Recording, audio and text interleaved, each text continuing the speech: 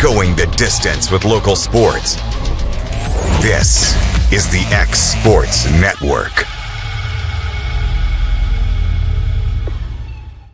Back to school equals back to big savings at Heritage Automotive in Lawrenceburg, Tennessee. Score 0% financing on select models and up to $15,000 off MSRP on new 1500 trucks. Over 150 used vehicles, all priced to move and below market value. Need service? Our expert team is ready, and we've got loaner vehicles to keep you moving while we work. Hurry into Heritage Automotive, where the deals are hot and the savings are huge. Heritage Automotive. Expect more, experience the difference. Arts, crafts, stationery, journals, books, educational toys, wrapping paper, devotionals, greeting cards, and much more can all be found at Paper and Thread in downtown Lawrenceburg. Shop local to find the perfect gift or have a custom gift basket made for just the right occasion. Paper and Thread has a party room now available for birthdays, classes, and so much more. We could go on and on about all the neat things you'll find at Paper and Thread, but you just need to hop in your car and head down there. 106 North Military Avenue in Lawrenceburg is where you'll find them and discover what makes Paper and Thread awesome. That's Paper and Thread in downtown Lawrenceburg, 106 North Military Avenue, just north of the square. For over 50 years, Southern Tennessee Regional Health System Lawrenceburg has been a cornerstone of care in Lawrence County. From cardiology to orthopedics, general surgery, primary care, and women's health, we offer compassionate expert care close to home. Our ER is now stronger than ever with more providers, chest pain accreditation, and our newest Joint Commission stroke accreditation because every second matters. Generations have trusted us for compassionate care and medical excellence. Faster, trusted, accredited emergency care with hometown heart.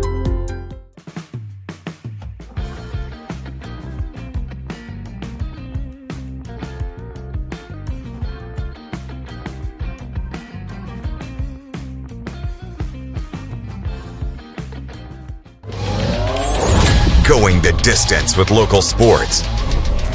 This is the X Sports Network.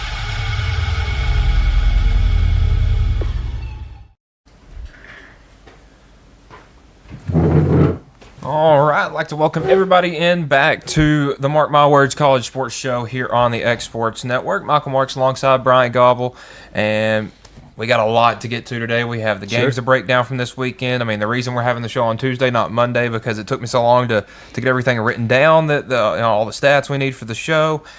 We've got possible coaches moving around. We have confirmed coach firing. So we got a lot to get into. So we'll jump right into it with the we'll start with the ACC. 9 top 25 teams lost this weekend. 6 of those in the top 11. One of these right here, Louisville, going on the road and taking down number 2 Miami 24-21.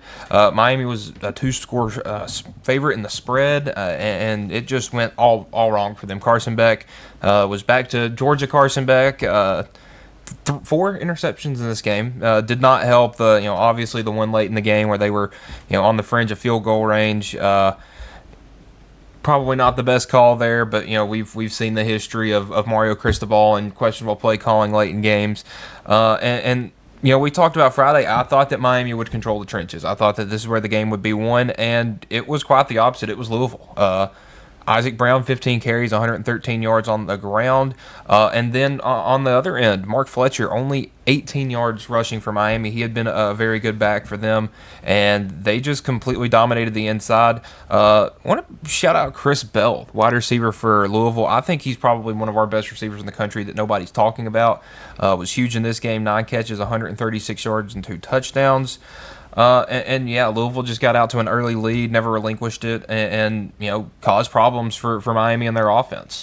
Yeah, Miami was playing from behind from the first of the game. It was 14-7 after the first quarter, and you're playing from behind. You can't have mistakes and turnovers, and you can't throw 4 interceptions from Carson Beck. It's a tough mountain to climb. And this isn't like it was a big surprise. I mean, Louisville's a good team. They're 5-1, 2-1 in the ACC. So I wouldn't be surprised to see Louisville, win out and maybe make a run for the ACC championship game. They're in the mix. It's no surprise that Jeff Brahms beat another top 5 team, right? Yeah. I think this is his 4th or 5th win. dating back to the days that he coached at Purdue. So good for Louisville. The season is still in front of Miami, but they can't have too many more slip-ups playing in the ACC. Yeah, and this is just making me think. I want to go back to teams Jeff Brom has coached and some of the big wins they have. So obviously the Miami one this year. They had a close game with Miami last year, but ended up getting Clemson later in the year. I think the year before that, they took down Notre Dame. That was a big game for them. Top 10 Notre Dame. That year, Louisville got all the way up to number 10 in the AP poll before an upset loss to Miami. And it just seems that everywhere Jeff Brom goes, just good teams and upset-minded teams seem to follow him. We'll break down the ACC standings after we get done looking at the rest of the games. We'll hop into Saturday. Georgia Tech Duke. That was the big one in the morning slot. Georgia Tech taking that one 27-18. Duke, was slightly favored in the spread, 1.5, but Georgia Tech really took control early. After that, you had that 95-yard fumble return for a touchdown. This is the second game, or one of two games we'll see where a big defensive touchdown really had a change in, had a big impact on the game. It killed any early momentum Duke had, and we'll jump into a little bit later in the game. Fourth quarter offense for Georgia Tech was awesome. They really didn't have much going before then. I believe only 10 points leading into the fourth quarter, but you had 2 touchdowns and a field goal, and they had the ball for 11 and a half minutes in that fourth quarter. They never allowed Duke to really get back into it. Wow. And Duke just couldn't sustain drives. They wouldn't go 3 and out, but they couldn't sustain long drives with just how Georgia Tech's defense was playing. Yeah. But yeah, just a lights out game from Georgia Tech, and now 7-0 for the first time. ESPN says since 1966. They were 7-0-1 in 1990, so I'll go with that one. So yeah, their biggest win and looking like one of the best Georgia Tech teams we have seen in a long time. They're good. I haven't watched them play too much football this year, and I really only saw a couple snaps of this game, but I mean, they look good. They look competitive. They scored 17 fourth-quarter points. I think you mentioned that. That's and that's a good Duke football team. They're not a slouch by any means. They're good. So it was good to see Haynes King again. He ran the ball a lot. That's just kind of his MO. Yeah.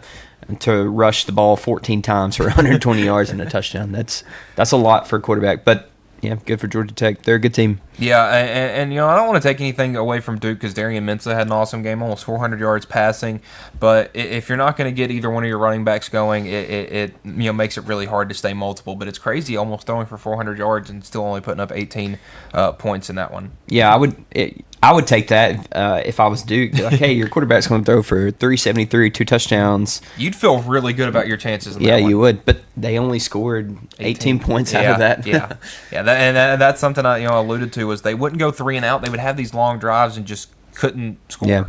We'll hop into the last game that we talked about in the ACC, SMU at Duke. SMU Mustangs able to get that one 35-24. SMU where? At Clemson. At Clemson. Yes. Clemson was 5.5-point favorites. No Klubnik. He was out injured.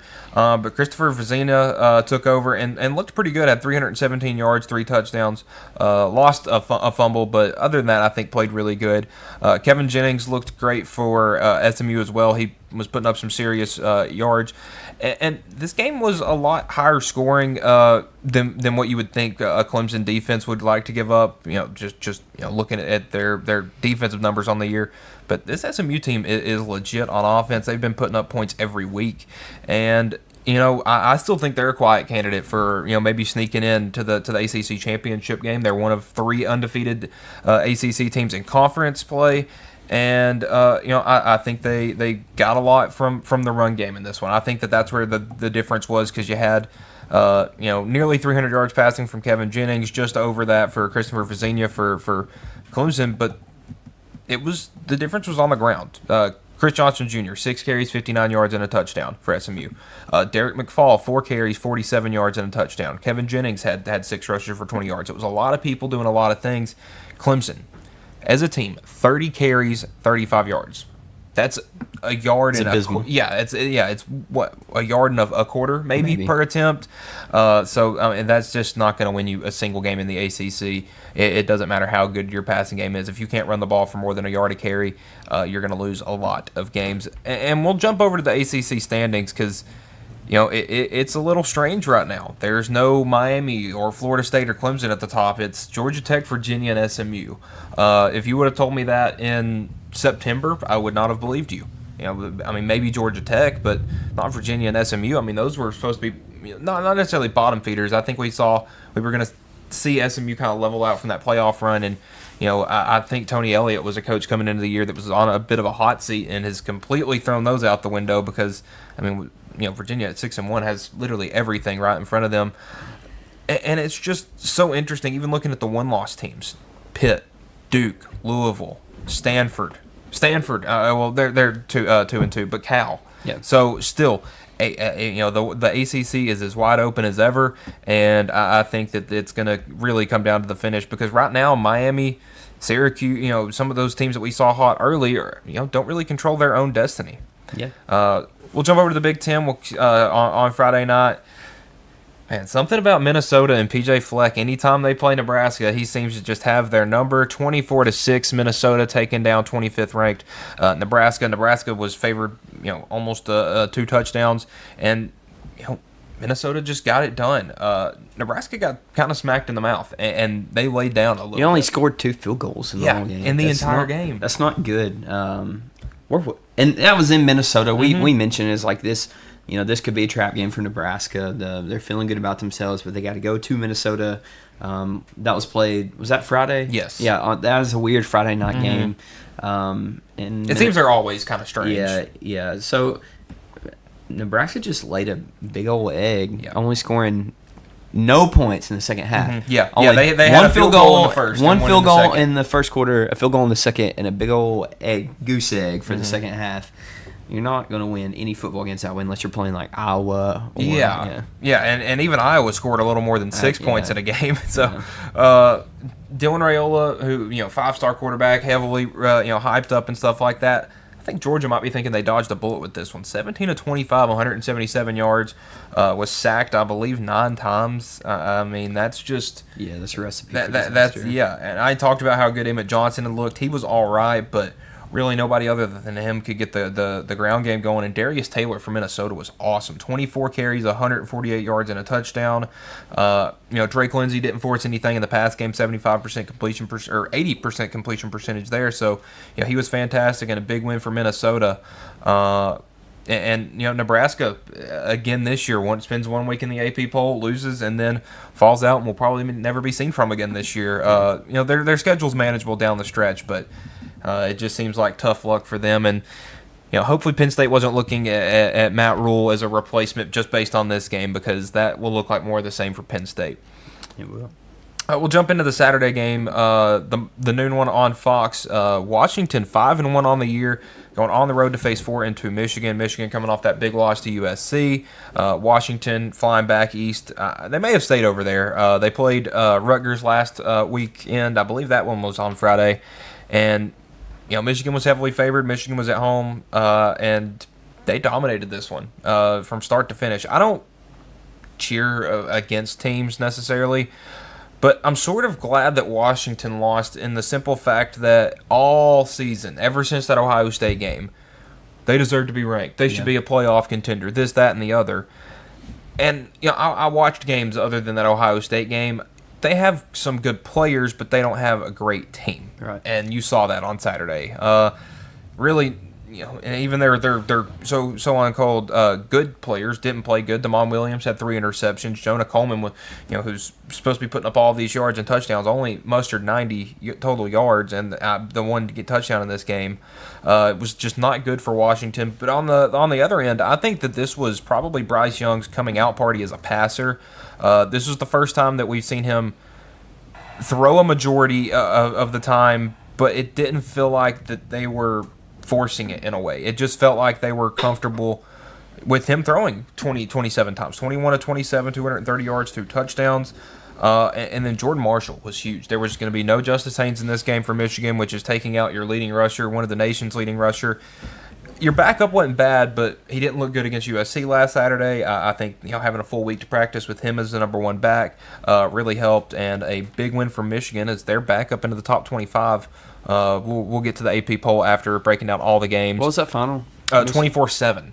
Yeah, Michigan's solid. I guess I'm surprised that they've remained a solid team. I figured they fall off the face of the earth after I really did their too. championship and all this stuff that happened with Stallions. And it's funny how they're I don't remember what they were last week, 17, 18, something like that. They get smacked on the road, drop out, and then the next week they get a big win and they jump right back in. So they're just a solid team. They're just a solid team. And I said it, I don't think they're a top 20 team, but I think they're one of those teams that could sit at 21 to 24 really the whole year. And I think Washington is in that range too. Yes.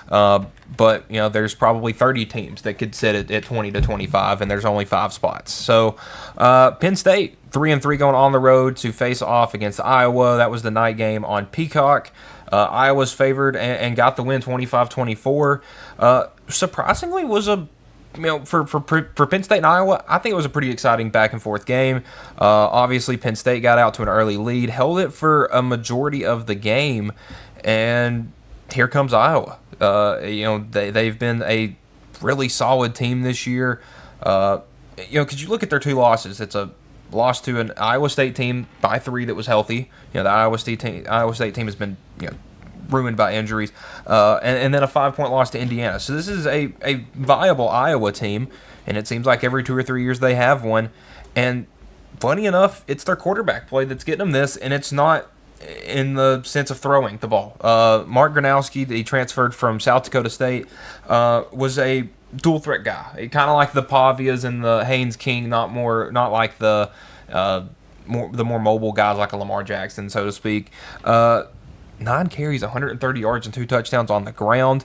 I was reading you a stat earlier. His last touchdown pass was on September 13th against UMass. He hasn't thrown a touchdown in over a month.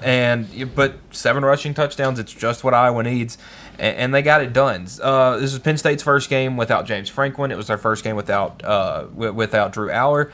I think Ethan Grunkmeyer looked all right, but you can tell they definitely weren't trying to do too much with him. The 2 interceptions did hurt, ended up costing them there late in that one. All in all, props to both of these teams. I think it was a great game. It did kind of get overshadowed by how great the late window was, because you had the Holy War, you had the Notre Dame USC, you had the third Saturday in October. But this one right here was a good one. You had 250 yards rushing for Iowa. Katron Allen had a good game. Nick Singleton, I don't know what's happened to him. He's completely fallen off the face of the earth. Penn State.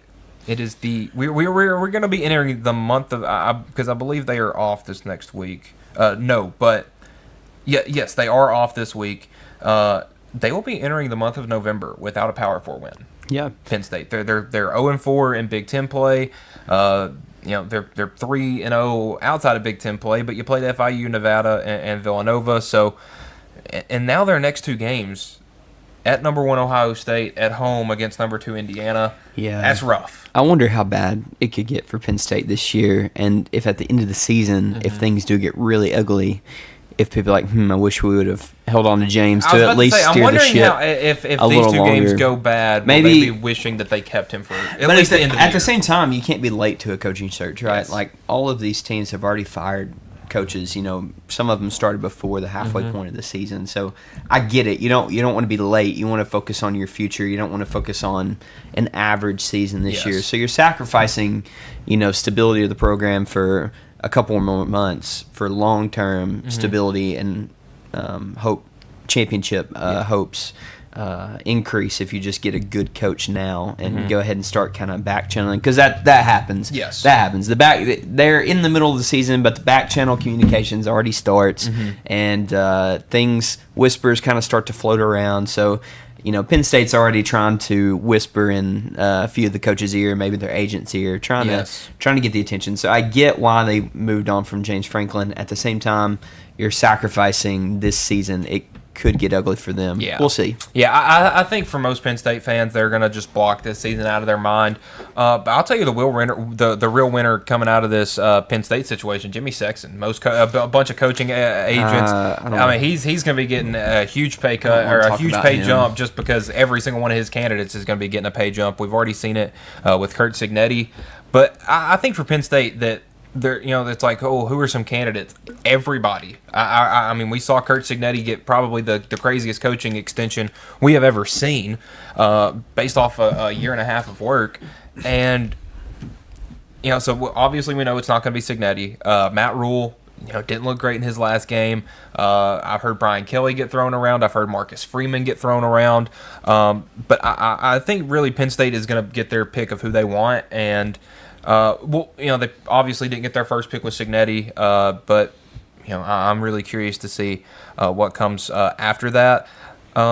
Did you see the James Franklin interview on College Game Day? I did. It was a little awkward. It was a little awkward, and they didn't really ask any of the hard questions. They just kind of got him up there and was like, "Hey, tell your side of the story," and he was just like, It happened really quick. I was called into a meeting, and they told me we were going in a different direction.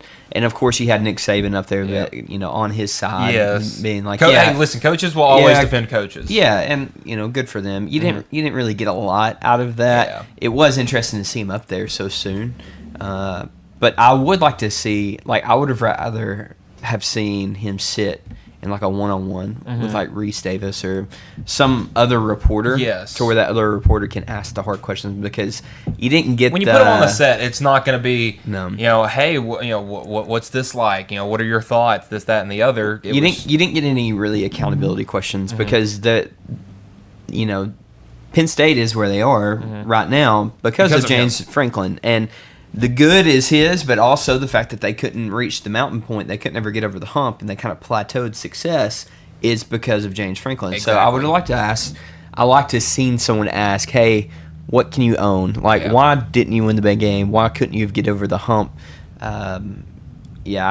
kind of did the opposite of that, because Nick Saban was sitting up there, because obviously James Franklin's like, I don't want to call it unfair, and then Nick Saban's like, well, it is unfair. They fired you. And I'm sitting there thinking, well, the reason they fired him is because he could never win the big game. Right. Penn State is supposed to be a team that can win the big game, and they weren't that team while James Franklin was there. They think that there's another coach that they can get out in the country that can win those big games, make Penn State the national brand. Because you look, he got to the college football semifinal last year and was really one drive away from making it to the championship game, but you beat SMU at home, and then you beat Boise State.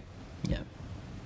I mean, they had the Final Four handed to them. Everyone knew that from the start. Yeah. So I'm not really going to feel bad for them in that case. We'll go to the night game on NBC. Number 20 USC going on the road to face number 13 Notre Dame.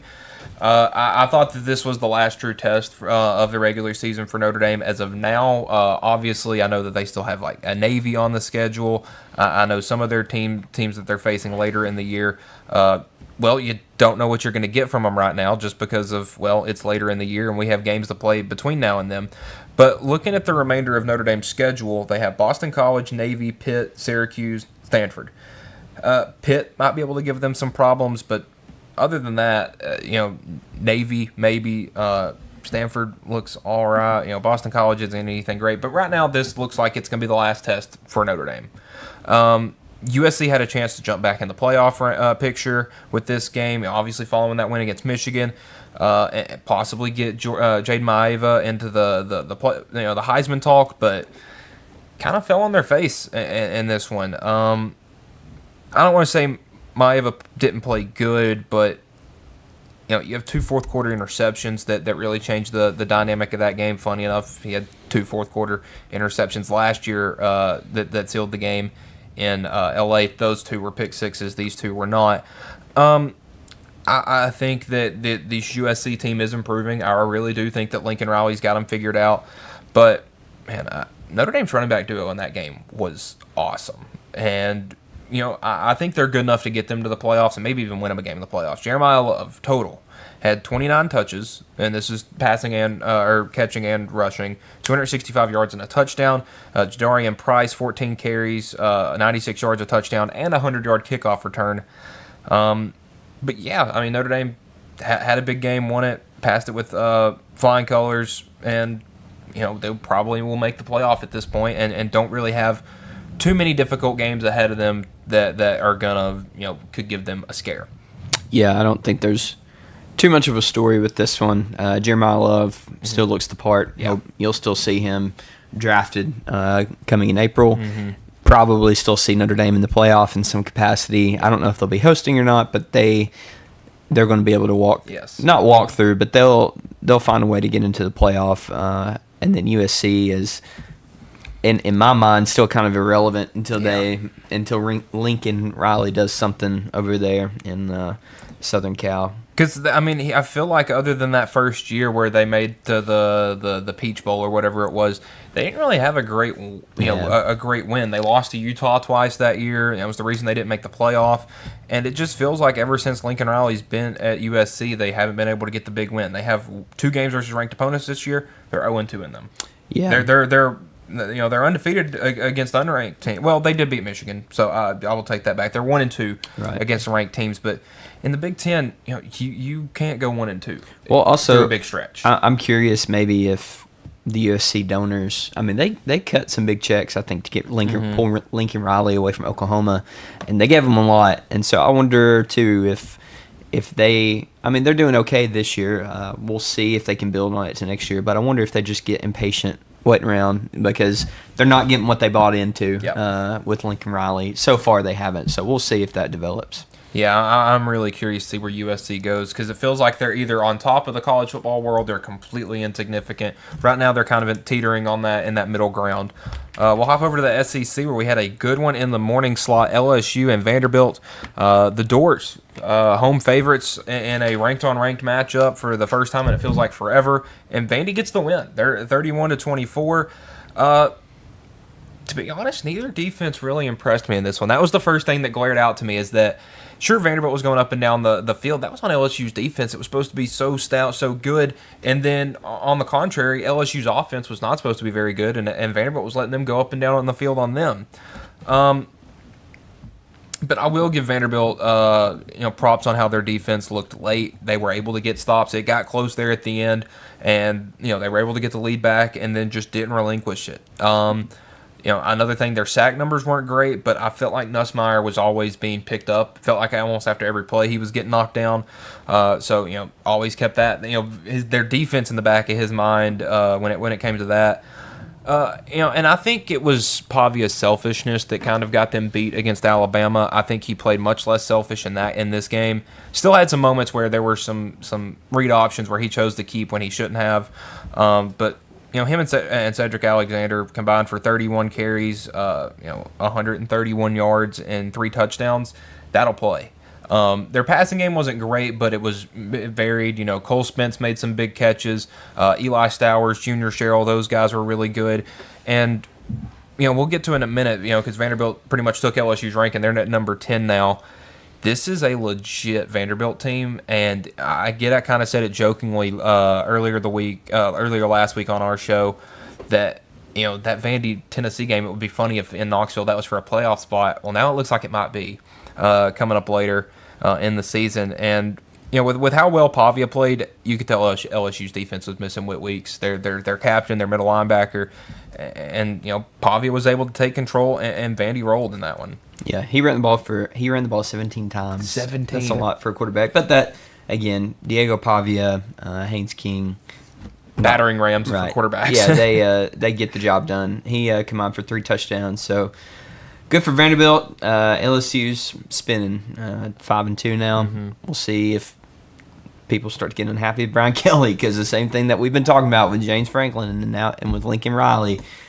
Brian Kelly was like, okay, we're going to give you a lot, but you got to come in here and win. And he has. Well, even with the Heisman quarterback, he went 9-4. Right. He's got to figure something out. I'm sure none of LSU fans are happy about winning. The story across the country is Vanderbilt. Look at Vanderbilt; they're good. They're ranked top 10. And LSU, they don't care who Vanderbilt is. Nope. They should not be losing to them. They're LSU. The opponent being Vanderbilt, them losing like that, 31-24, and LSU was never really in control. I mean, they went back and forth in the first half, but Vanderbilt kind of took over in the second. And LSU fans can't be happy after this one. No. Vanderbilt fans are elated with game day coming to town. And we'll see how the rest of the season plays out for Vandy. I'm not too scared of them. How crazy is it that Missouri and Vanderbilt are hosting College Game Day at Week 9? Yeah. Because everybody in the country, they're just ESPN's lifting the SEC up on this higher pedestal. There's and I will say this week I think they did pick the wrong game, because I think that North Dakota State and South Dakota State, they go to an FCS game every year. Those two are playing right now as number 1 and number 2. I think that they may have dropped the ball a bit on this one, but for the duration of the entire season, the best matchups every week have come out of the SEC, and you can't convince me otherwise. Look at every other game this past week and find me one better than the one we'll talk about in a minute with Ole Miss and Georgia. But real quick before we get to that, we'll talk about Ole Miss and South Carolina for a second.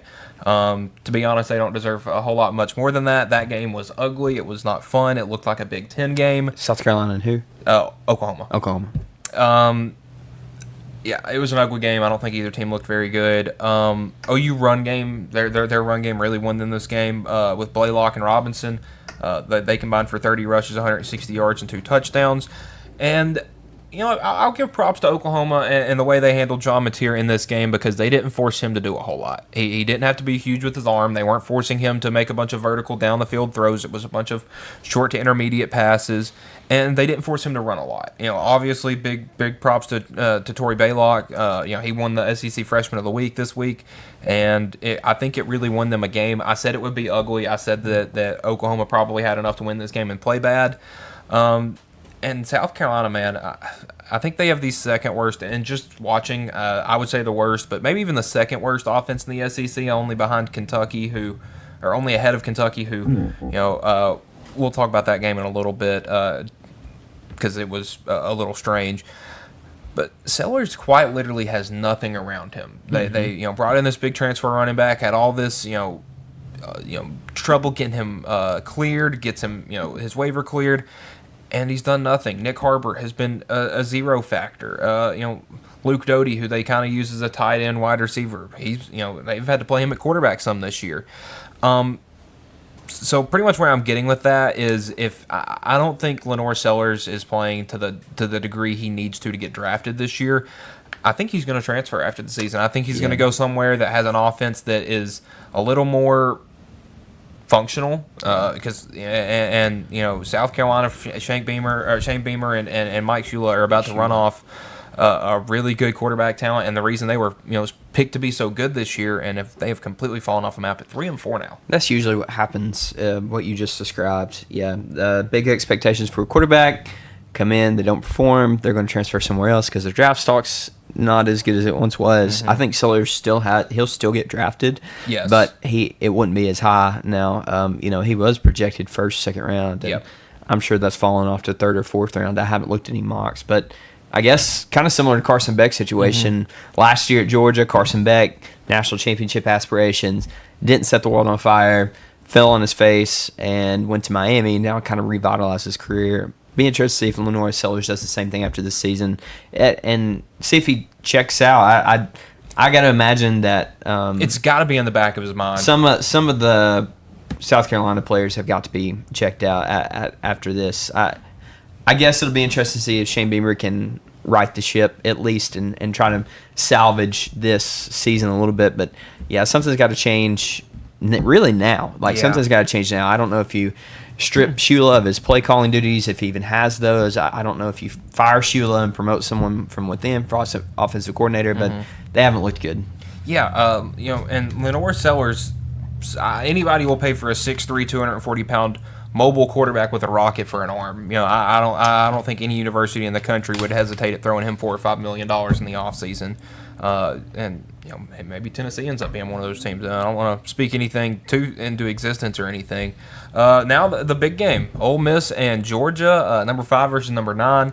had a ton of big game feel to it. Had that 2:30 SEC on CBS feel, even though it was on ABC. Georgia was a touchdown favorite, ended up covering. Ole Miss had a real chance to win this one and just completely fell apart in the fourth quarter. I don't know what happened. We'll get to that. I think for Ole Miss, I think Trinidad Chambliss looked really good. He had over 300 yards of total offense, 3 touchdowns. Quan Lacey looked all right. But Georgia's offense just completely dismantled that defense for Ole Miss. 510 yards of offense in this game. It's the second time this year over 500 for Georgia, which just feels unheard of. Their most yards in a game since 1993, and that was a game against not number 5 Ole Miss. It was Southern Miss. It was a team from Mississippi, but nowhere near to the caliber of this team. And Gunnar Stockton, man, I want to give him his flowers because he's a guy that I've been super critical of. I was critical of him in the offseason because I didn't think he was going to be great, and I've been critical of him this season. But he's been awesome.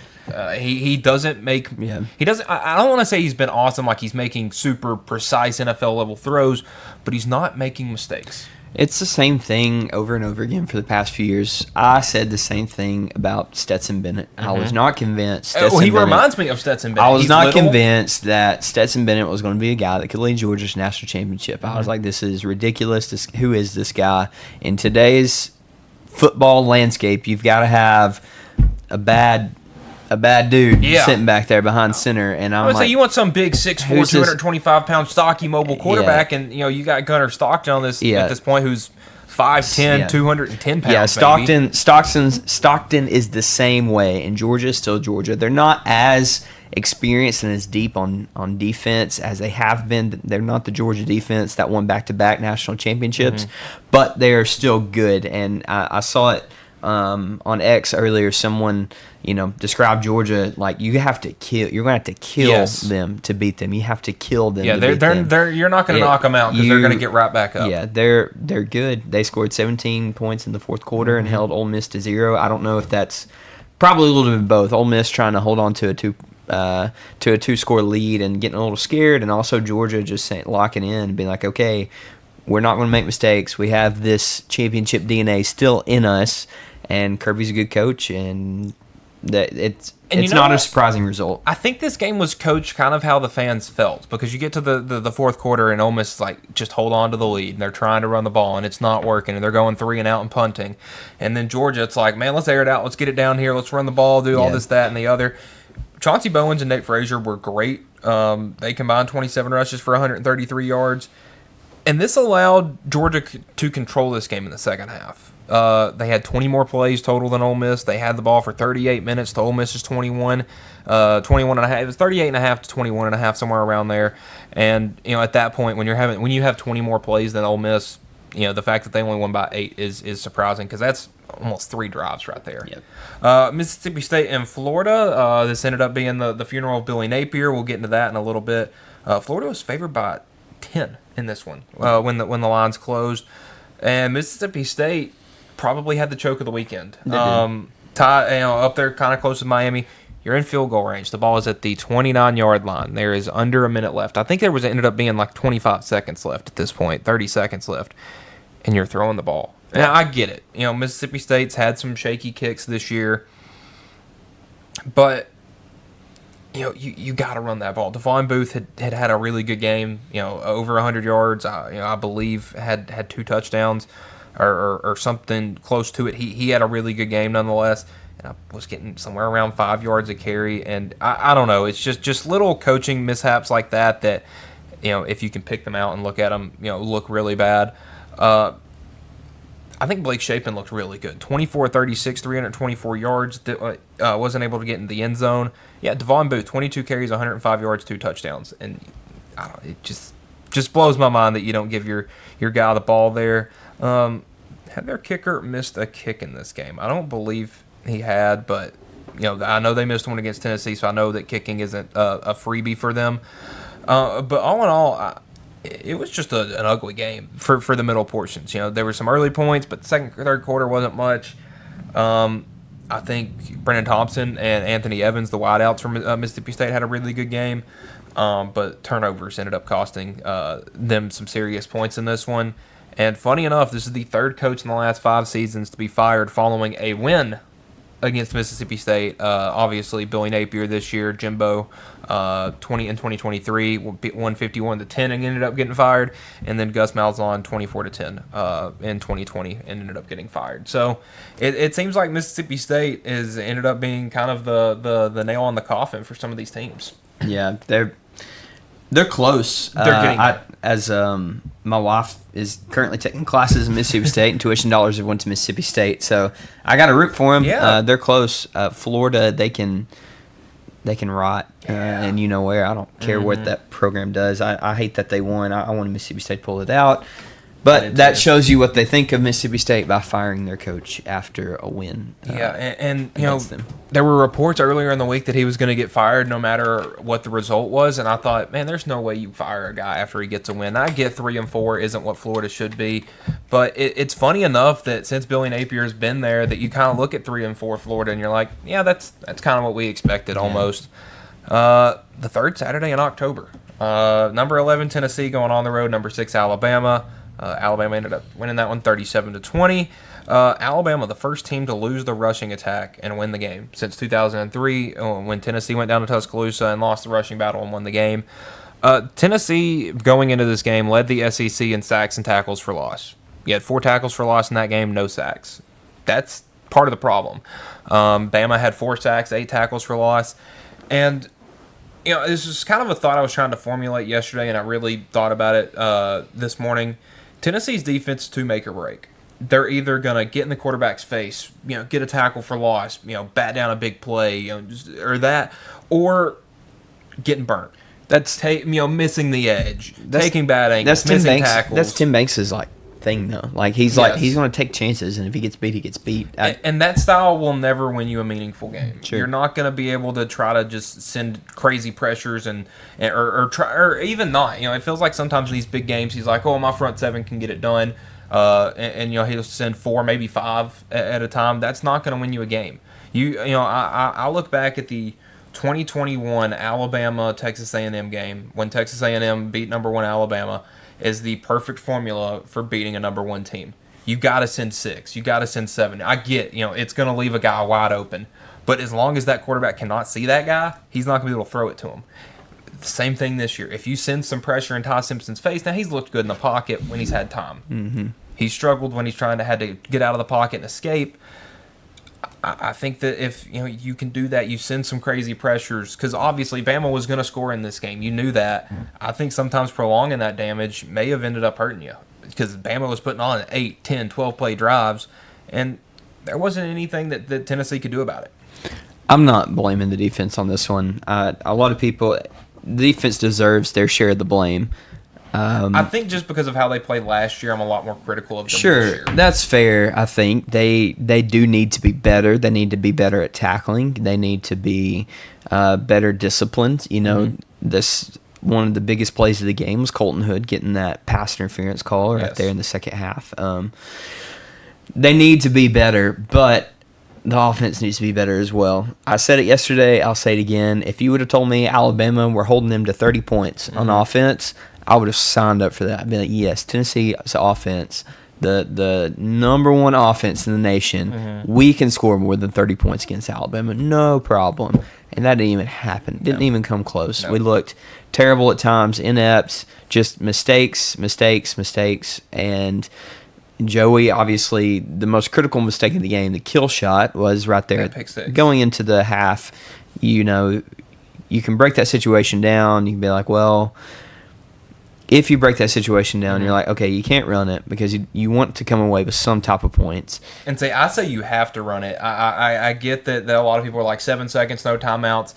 You're on the 2-yard line, 1-yard line, and you were running the ball very well. I disagree, because a lot of people would be chewing Josh Heupel out, saying, why did you run the ball if you get stuffed and you come away with no points? And people would be like, well, 3 points is better than no points. Yes. And so I'm fine with Josh being aggressive there and throwing the ball. It was a terrible throw. I don't think that's on Josh at all. It was a terrible, terrible throw.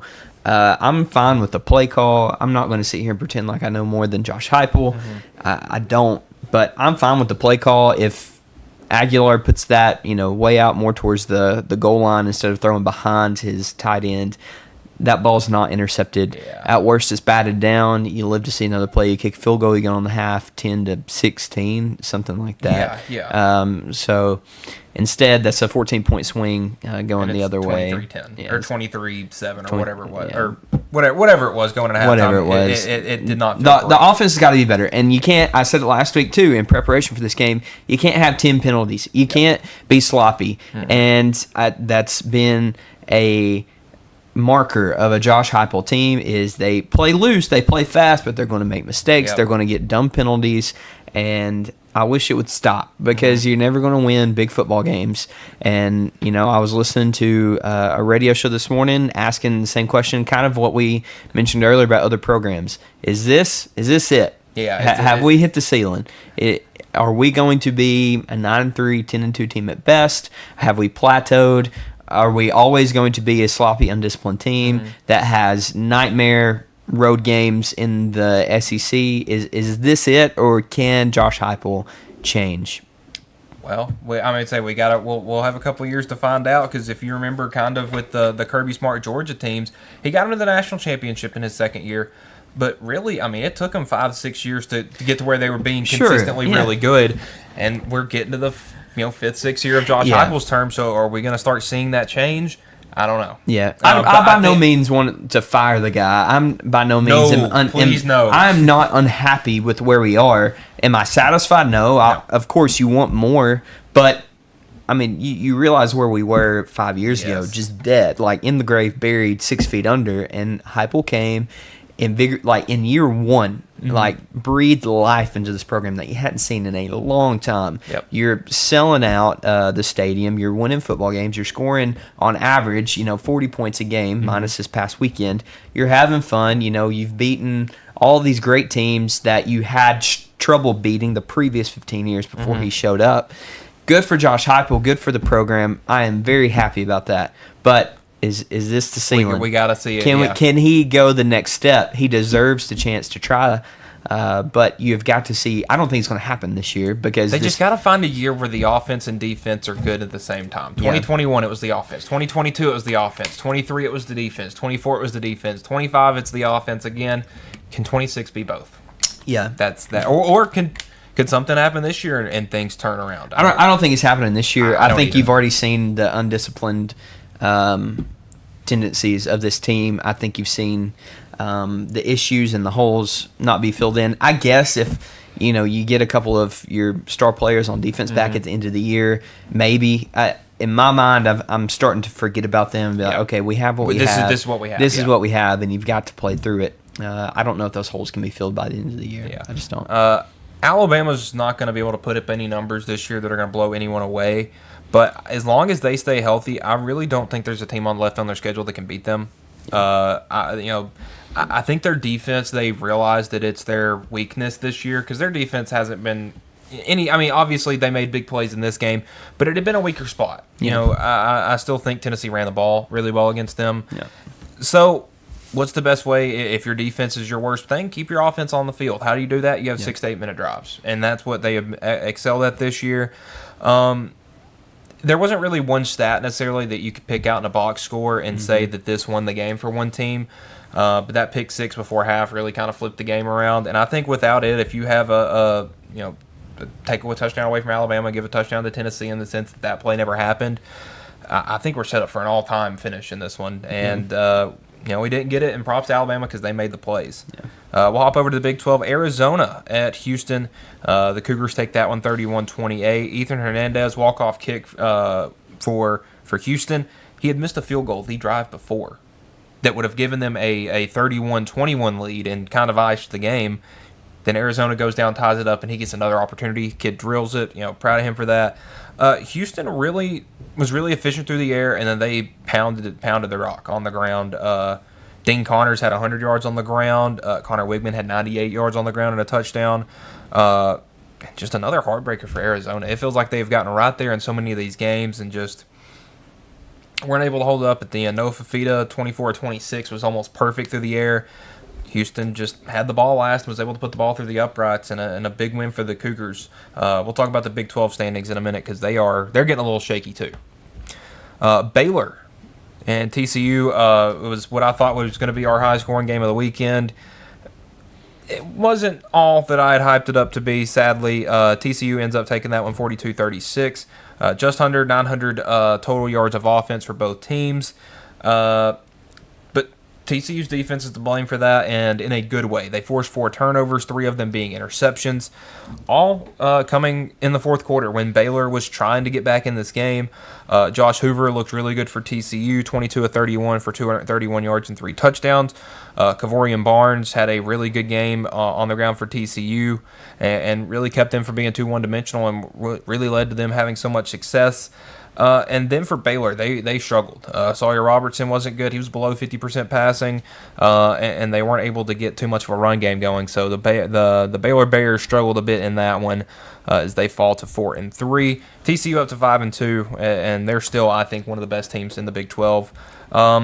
And a team that may have featured a preview of the Big 12 championship game, number 7 Texas Tech, going on the road to face off with Arizona State, and the Sun Devils take this one 26-22 after falling, majorly to Utah the week before.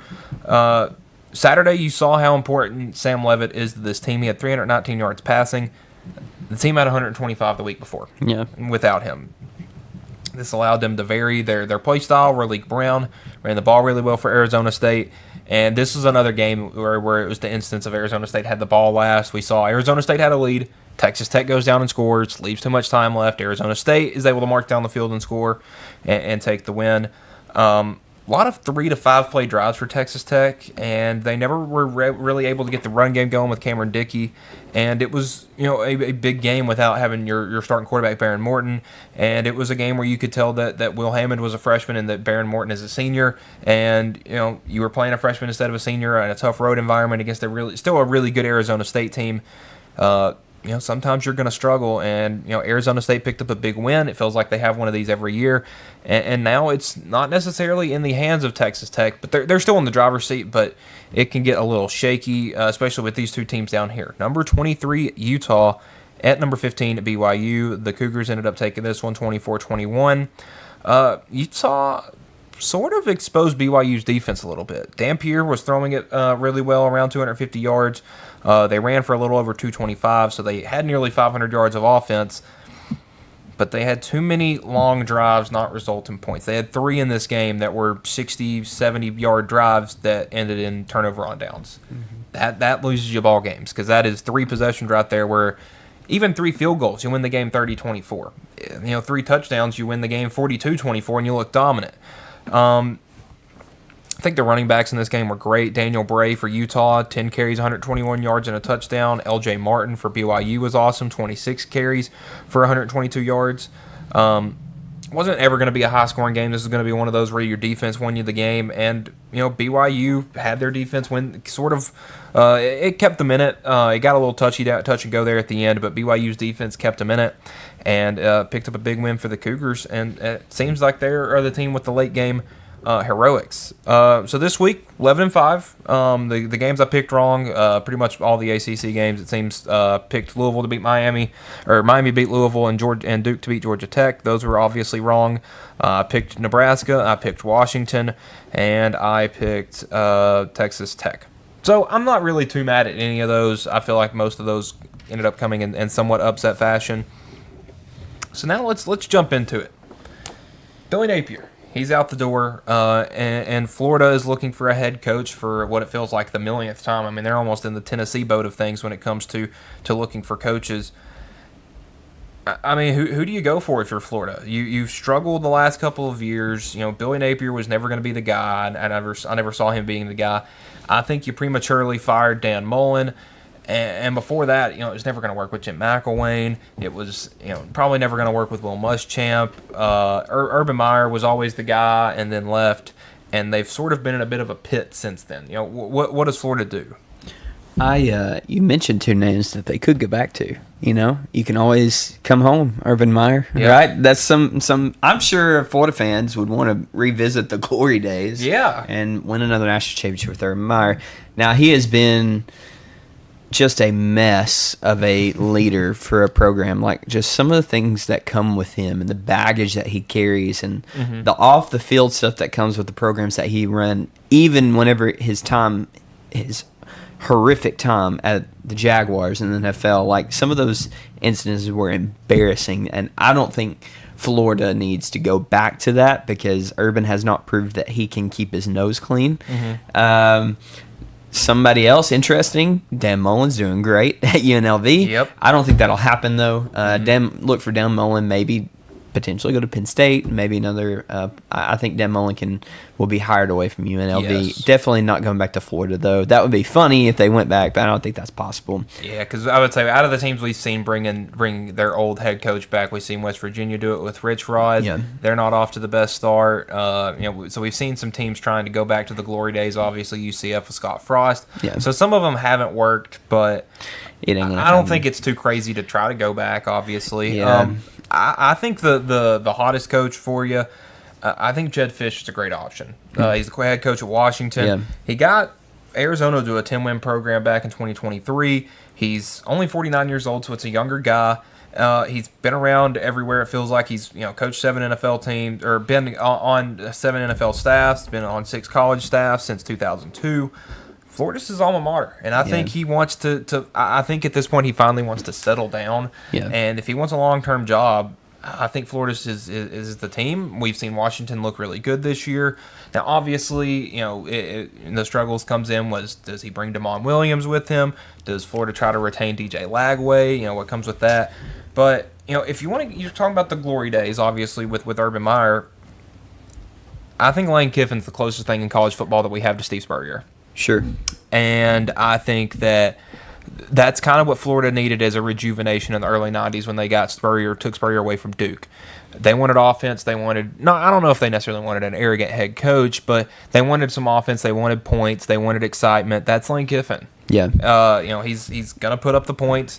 He doesn't have the championship pedigree yet that Spurrier had because he won some national championships during his time there. I don't think Kiffin ever will have the championship pedigree. I don't think he will I either. think he is a good program builder. He'll score some points, but I don't think. I mean, maybe Kiffin is probably their top target, and he'll come in and he'll stabilize the program and be a good football team. I don't know if Kiffin will go. I don't know if you saw, we talked about good old Jimmy Sexton earlier, but he was parading around on the sideline with Kiffin. I think that was a statement like, hey, I'm about to get a paycheck. You want my guy, then you're going to have to cut the check, right? I'm here to. Either way, somebody's getting a lot more money out of this. I don't think the Lane situation works out. It would be good, and I would hate it. I would hate it. I'm glad that our permanent. Who's our new permanent opponents? Tennessee or Alabama, Kentucky, and Vanderbilt. Right. So Florida's not in there. I'm very happy that our permanent opponent is not Florida, especially if they hire Lane Kiffin. That would be a game I would dread to watch every year.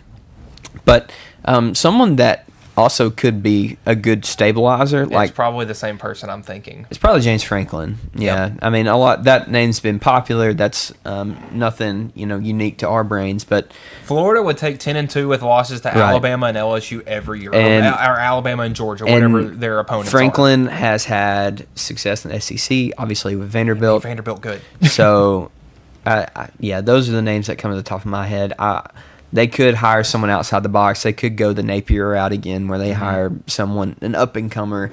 I don't think that'll happen though. Yeah. See, I actually have a couple more ideas almost. I think John Summerall is a popular name to throw around, the head coach of Tulane. Obviously we saw the quote from Lane Kiffin the week that they played, saying this dude's gonna be coaching in the SEC next year. Many people hinted that the Florida job would be opening. Lane would go to Florida, and Summerall would take the Ole Miss job. I don't think Lane will leave Ole Miss. I watched that E60, and I took it with a grain of salt. But they talked about his relationship with his family and how important that has become to him. And his daughter is I believe a sophomore or a junior at Ole Miss. I don't think he'll leave as long as she's a student there, and his family is still there. So I don't think you're going to get Lane Kiffin for if he's going to take another job. I don't think it'll be for a couple more years. Another interesting one to throw in, I think Alex Golish. It's in state. He's right down the road there in Tampa. So obviously USF head coach is an option. He's running offense in the SEC before. He's been the offensive coordinator under Josh Heupel, and we've seen what he has done with USF. I mean, they were not necessarily a bottom feeder, but they weren't in a good spot when he got them. And he has taken them over, and it feels like they're going to bowl games every year. They're beating teams. They're getting big wins. They're putting up all kinds of points this year. Beat Florida. So, why not? Bring in the guy that beat you this year, Alex Golish. He would be a good hire. I think that would be a fantastic hire. We'll stay in the state of Florida. Another team in disarray, the team up in Tallahassee with the Florida State Seminoles. They lost to Stanford. Yeah. Stanford's not very good this year. I don't know if you watched them at all. I watched them play Hawaii Week 0. I honestly regret it almost. Yeah. That was not a fun one to watch. Stanford's not great this year. They have a lot of money now. They got that anonymous donation. So they have a future, but for right now, they're not much. Florida State went in there and looked helpless against them. I know Castellanos went out, came back in, I believe. So, they said that, and everybody was expecting to see that Mike Norvell was going to be fired Sunday morning. Was not the case. Everybody was maybe expecting it by the end of the day yesterday, end of the day today. We haven't seen it yet. Mm-hmm. So Florida State said they will reevaluate after the year. What's next for Florida State? Because it seems that is almost a kind of a vice versa of what Penn State did. They want to reevaluate their program, so they fired their coach. Florida State wants to reevaluate their program, so they keep their coach. Just to kind of, I guess, keep everything around throughout the season. But that sounds like we're going to fire him at the end of the year. Mike Norvell has not been great since he's been at Tallahassee. They had that 12-0 year in 2023. Ain't really play anybody that great. I mean, obviously they looked good, but that team never really struck me as anything great. And then Jordan Travis gets hurt. They miss out on the playoff, this, that, and the other. I mean, after that, he did not recruit. He does not recruit high school very well. They don't develop players. And if you look at anybody that has been good for Florida State over the last however long the Mike Norvell era has been, it's been players that he's brought in via transfer portal. Yeah. They were not good when he got there. They were losing to FCS teams, Jacksonville State before they made the jump. I mean, it's not been good, and they keep using that 12-0 year as an excuse to keep him around when he just got lucky and brought in a bunch of good recruits. Yeah. So I think Florida State's in a bad spot. Really, the whole state of Florida, because it just feels like the whole state, when usually they're on top of the world, it feels like, and especially with how good Miami and Florida State we thought would be this year, we've kind of come back down to earth. Yeah. Tennessee's bad, but we're not Florida State bad. Praise the Lord. Yeah. So let's jump into some Tennessee stuff because there is some interesting news swirling around Knoxville. So this is Saturday afternoon. We're getting ready for the game. For the Tennessee-Alabama fans, they're getting ready for the game. The vibes are good. And then a report comes out that Tony Vitello is possibly taking the San Francisco Giants job. And you're just like, what is going on? It was out of nowhere. I mean, obviously we knew that his name was thrown around as a candidate, but we didn't really take it serious as, everyone wants Tony Vitello. Obviously, it's going to, there's a chance something could happen. But no coach has ever made the jump from D1 to managing a big league program, a big league ball team straight from it. Yeah. Like that, nobody's ever made that jump before, so Tony would be the first. I don't know if the Giants are the team that wants to make that jump because, I mean, they were kind of fun at the end of the year. They had a chance to make the playoffs, but you go from a really experienced good manager like Bob Melvin and going to a guy that has no experience, possibly in Tony Vitello, and then the questions come to why? Why would he want to leave Tennessee? He's won a national championship there. He's building this nice big ballpark. He's get all these number one recruits. Why would he want to leave? And then I think his name was John Kaufman, UTK. It was a TikTok page I've seen from a guy that claims to know people inside the program. Not sure how much credit to these sources, but it looks like it's an NIL dispute with the athletic department. So at Arkansas, which is kind of what Tennessee values themselves at baseball-wise, the Arkansas and the LSUs, those teams are getting some other NIL money from programs inside their university that are struggling. Tennessee doesn't have that right now. Football's on top. Volleyball looks good. Women's soccer is really good. Men's and women's basketball projected to be good. Baseball, softball, good too. So where's this extra money coming from that Arkansas is getting, that LSU is getting, that he's not getting? And obviously, with a lot of new recruiting money coming in from Adidas, coming in from Candace Parker, who is a big big name up and an ambassador for Adidas, it makes it difficult for Tennessee to allocate money, because we saw the recruiting class that Tennessee's women's basketball team just brought in. 3 of the top 5 recruits, 3 of the top 6 recruits, or whatever it was in the nation. One of the best classes. Hit the portal hard. Already had a pretty good team left. Lined up. So, what do you know? Yeah. Reports right now as Tennessee is set to hold a scrimmage open to the public, by the way. Which has me so a lot of people could curious. be showing up to show their support for Tony. Reports as of 4 minutes ago, multiple people reporting. Eric Kane of On3 Sports says Vols are slated to scrimmage at around 2:30. Tony Vitello is on campus and at Lindsey Nelson Stadium. So that's good news for Tony. Listen, I don't blame the guy for wanting to go to the next level. You may not ever get this chance again. And guess what? If you fail miserably, college is going to be waiting on you. People or other programs are going to be welcoming you with open arms. Now, are you going to be able to come back to Tennessee where you've been given the keys to the kingdom? Probably not. Probably but won't happen. If he's confident in his ability, then he could potentially build something else somewhere else. Yeah.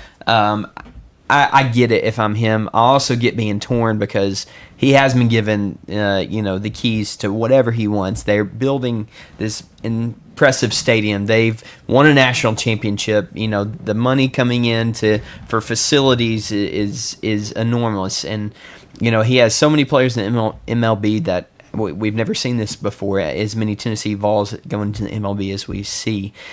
So I get him being torn. He's also kind of embraced the Knoxville, feel, the identity that comes with being an East Tennessean. Shows up to basketball games. He's on the court side, hugging Zakazi Ziegler, wearing his jersey. He shows up to baseball games, and he's just a East Tennessee guy now. He's embraced the Knoxville culture. I can see why he's torn. I understand if he does go. I understand if he doesn't go. I wanted to fall to my knees whenever I first heard it, because I love the guy. I love the abrasive attitude that he brings to the program, and he's just a great coach. And there's a reason why he's being considered for a Major League Baseball position. There's a reason why he's the face of the college sport, him and Jay Johnson, arguably, right? And then there's also a reason that Tony is being considered for a Major League Baseball position, and no one else has ever done this before. It's because he's a great coach. And I'd say Mike Martin, who spent 40 years at Florida State winning all kinds of ball games, is the winningest college coach of all time. There was never any calls to the big leagues for him. I mean, it just feels crazy that we're at this point now where college coaches are getting calls over big league jobs. I think today or tomorrow we'll have a decision. I think that having an open scrimmage today makes me think that this might be like a last hoorah type of thing. But maybe it's see how much support we can get. If everybody wants me to stay, maybe he will, because I think these reports came out too soon. It pretty much came out and said, hey, we're about to sign him, and then nothing. And then Jeff Passan, the big MLB guy, came out and said, hey, nothing's official yet. There's no pen to paper. There's no this, that, and the other. I'll read his exact tweet about that. Let me see if I can find it. It's been a couple of days. So the decision is from Saturday afternoon at 3 o'clock. The decision on whether Tennessee coach Vitello will become the next manager of the San Francisco Giants is expected to come in the next 24 to 72 hours. Sources tell me and Pete Thamel, Vitello has emerged as the top candidate of the Giants, but the sides have yet to reach a deal. Should a deal between Vitello and the Giants come together, he would be the first manager in MLB history hired directly from the college ranks with no professional baseball experience. The buyout on Vitello's contract at Tennessee is $3 million, according to sources. So nothing's official yet. I don't know how long it'll take to find something out official, but I don't think it'll be something we know as of today. Maybe by the end of the week we'll have an answer. Yeah.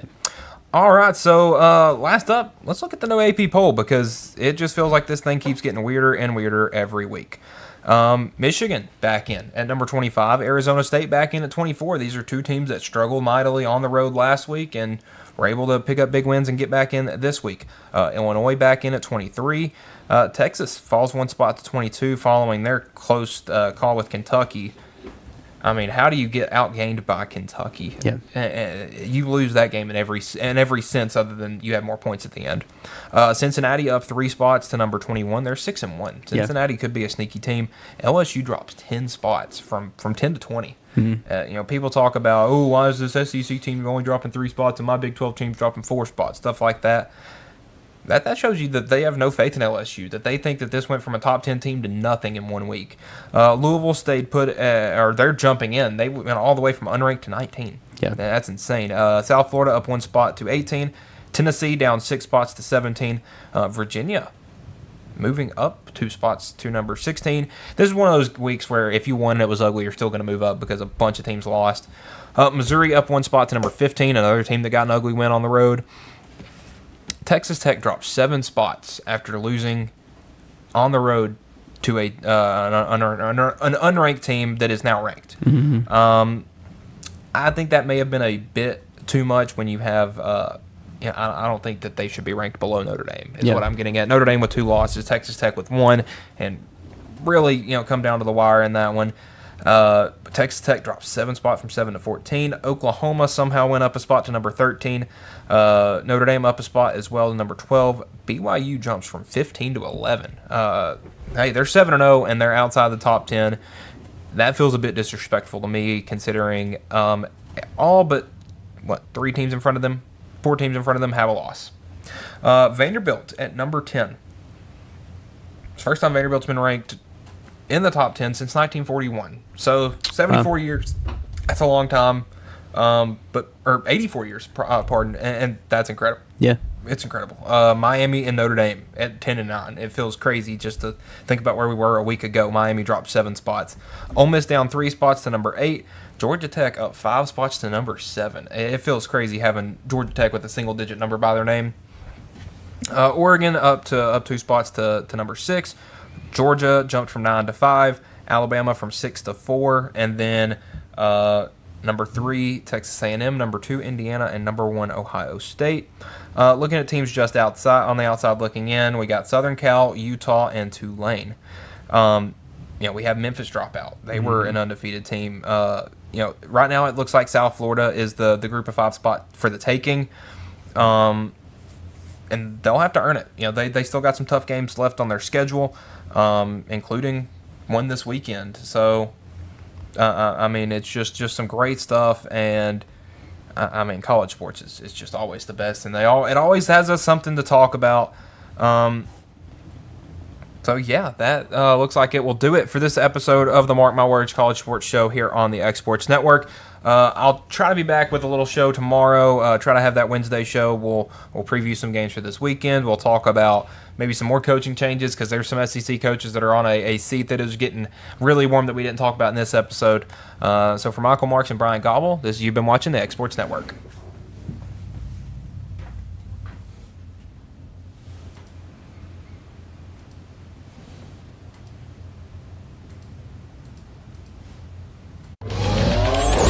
Going the distance with local sports. This is the X Sports Network.